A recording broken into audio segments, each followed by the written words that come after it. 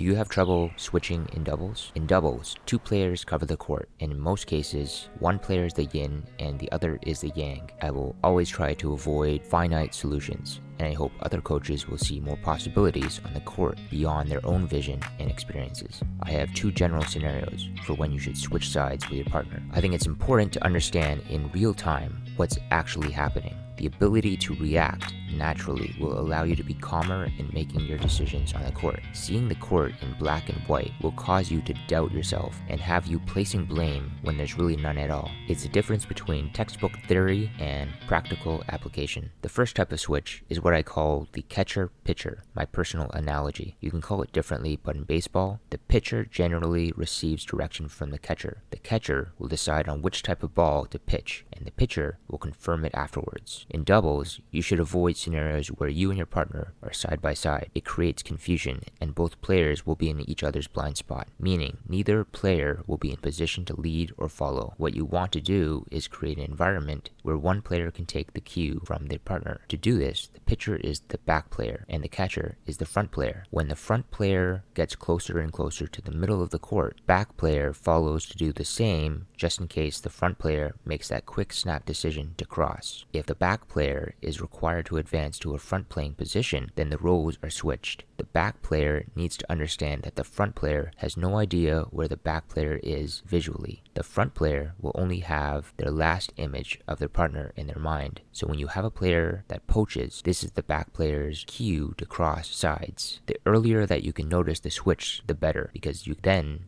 place yourself in a more offensive position. But if you notice a bit later, that's okay. You'll have to accept a more defensive position in your switch.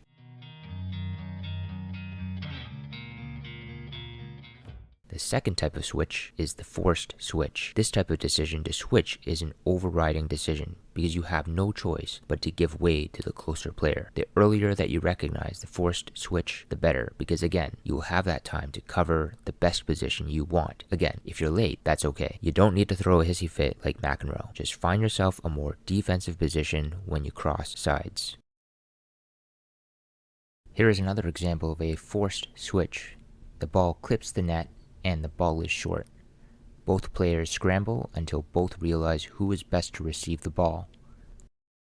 One player will be able to reassess and cover the empty side.